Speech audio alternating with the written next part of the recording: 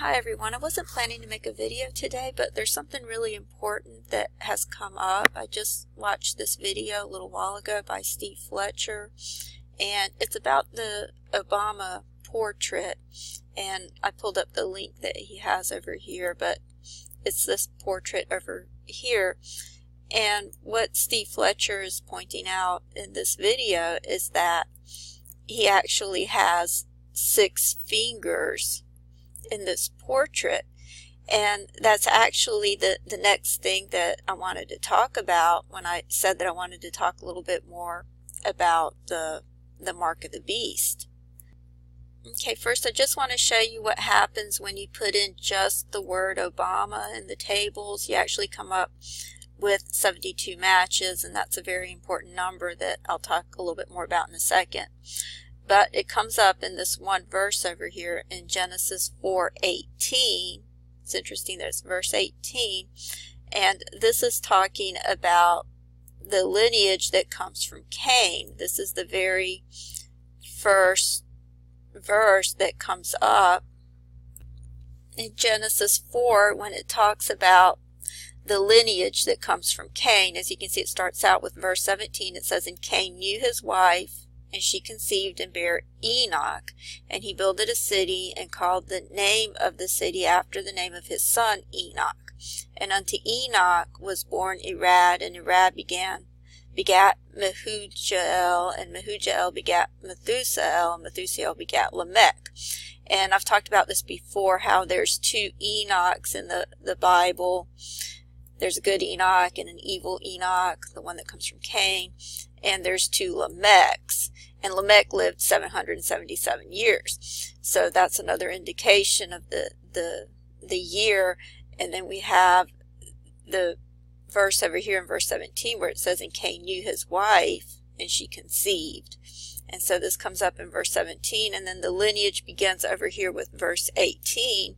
And this is exactly where the beginning of the line of Cain begins, and this is where the name Obama comes up for the very first time. And there's 72 matches. Of course, 72, the number of man is 72, and the height of 6 feet, which is the average height, or maybe not the average height, but it's the general height of man, is 6 feet, and that would be 72 inches. 72 is also half of 144, which represents the temple. And so this is a number representing the temple of God. Okay, if you go to Revelation 21, verse 17, which again, I don't believe the number 17 is by accident. Over here, it's talking about the wall, and the measurement of the wall is 144 cubits, and the number 144 represents the bride, represents the 144,000. And so the wall of the temple represents the bride. And if you look at the measurement, you see that it's in the King James, it's referred to as 144 cubits. But if you look at some of the other translations, you see that it's 216 feet, which is 6 times 6 times 6. And Obama was born on the 216th day of the year, which is August 4th. But you see that it's also 72 yards. So this is another measurement that equals 144 cubits. Okay, as with everything, there's always a good temple, and there's an evil temple. There's a good Enoch, an evil Enoch, a good Lamech, an evil Lamech. There's always a good and an evil, because that's the world that we live in. We live in a world that's good and evil. And the number 72 is also a representation of the nations. It's actually 70 is the number of nations, but I believe it's also depicted as 72. And I'll just show you a couple of examples of how 70 and 72 are synonymous over here in Genesis 46:27, which again, I don't believe 46 and 27 is by accident, but it says, "And the sons of Joseph who were born to him in Egypt were 2. All the persons of the house of Jacob who came to Egypt were 70. And then you had the 70 elders that went up the mountain. That was in verse 16. And then it was in verse 17 when God came down to meet with the people. So he came down in verse 17. But the 72 elders, you also had two additional elders, which were Abihu and Nadab. And this was in addition to Moses and Aaron. So aside from Moses and Aaron, you had 72 when you include Nadab and Abihu plus the 70. So sometimes it's referred to as 70 and sometimes as 72 represents all the nations or the people of God. And of course, Obama has his temple. And I'll just give you one more example of how 70 is synonymous with 72, because in Luke 10 verses 1 through 17 is where Jesus sent out 70 disciples. But if you look at some of the other translations, you see that it's 72. But in the King James, it's 70. Okay, so when you go back to Genesis chapter 4, and I don't believe the number 4 is by accident. I believe that has to do with the transformation, and I'll explain that a little bit later. But if you look at the word Cain, you see that it's Strong's number 714, which again you have the number 7, and 14 is 7 plus 7. So I believe this is another indication of the year. But you see that it means possession, but it comes from another word that means spear or lance, which I talked about in my video before the last one. And I explained how I believe that the spear represents the mark of the beast. Okay, and it's interesting that it also comes from another word that's 6969. So again, that seems to indicate that it has to do with the mark of the beast. But I showed some tables that seem to confirm that it has to do with the mark of the beast. But what I wanted to talk about next is how this word only comes up one time. And the one time that it comes up is in 2 Samuel 21. And again, you have the 3 times 7, which equals 21. And this is in verse 16, where this word for spear comes up just one time, which is a form of the word Cain. And so what I wanted to explain is that you have another 666 giant over here, because what happened is you had 4 giants actually that spawned from the giant Goliath. And you can watch this video over here by Steve Fletcher to understand that a little bit better, where he talks about these scriptures that come up and how Goliath came from Gath. And so these 4 giants that it talks about here in 2 Samuel 21 came from the giant Goliath. And I just want to quickly explain why I believe this all has to do with DNA, because when a cell divides for the purpose of reproduction, it undergoes meiosis, which is a type of mitosis, but this occurs only with the sex cells, and it produces 4 daughter cells, which are gamete cells. So one cell divides into 4 gamete cells when it's for the purpose of reproduction. If it's just regular replication, then you end up with 2 diploid cells. And so I'll just show you the difference between the two.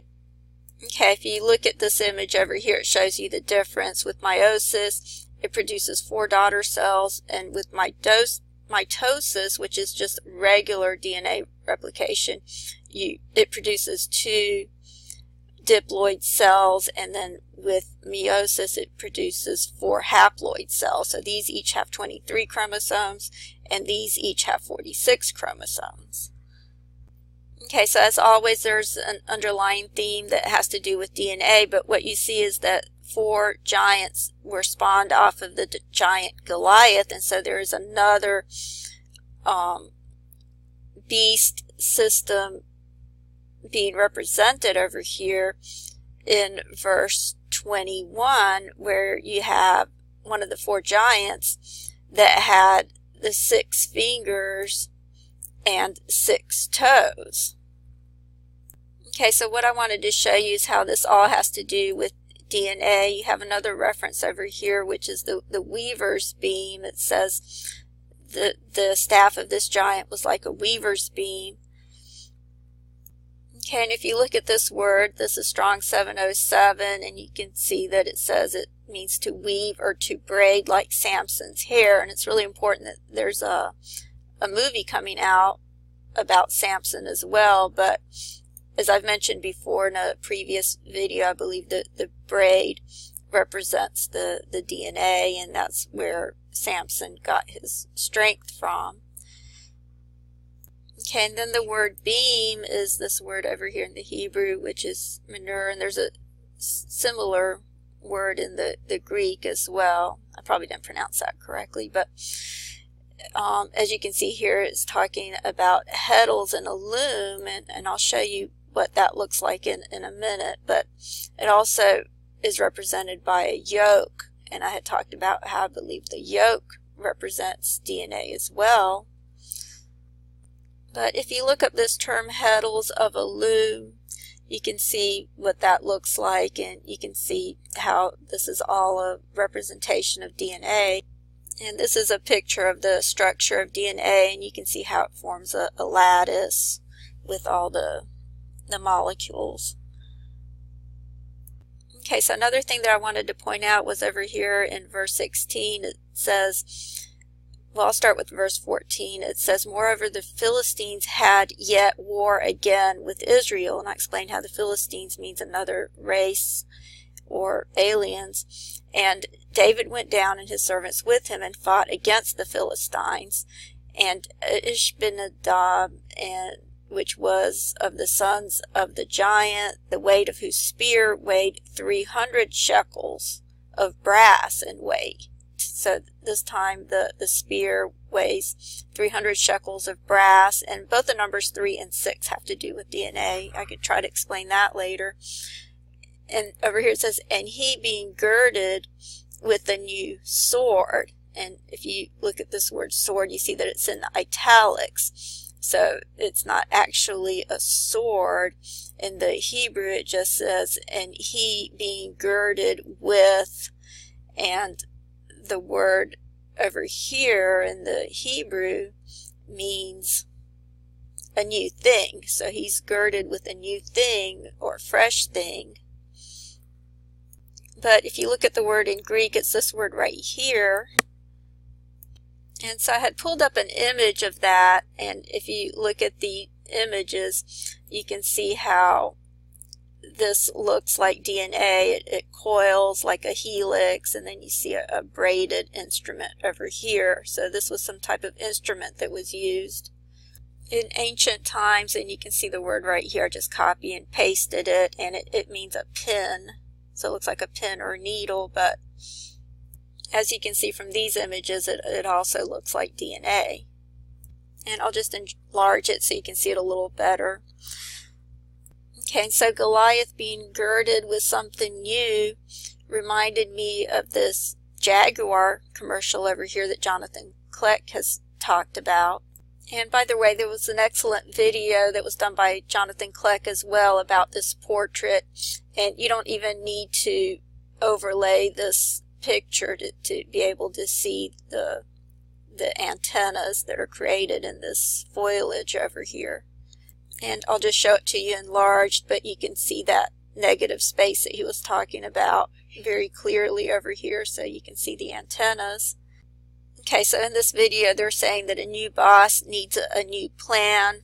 It's saying that the same potent DNA, but something more ruthlessly efficient. I just summarized it, but I'll put the link in the description box. And so I just want to end by showing you what love is to Google. It's some sort of beast with fangs and an open mouth, and apparently 2 DNAs that have been intertwined together. But for us, this is what love is. For God so loved the world that he gave his only begotten Son, that whosoever believes in him shall have everlasting life. And with that, I just wish you all a happy Valentine's Day. Thanks for watching, and God bless you.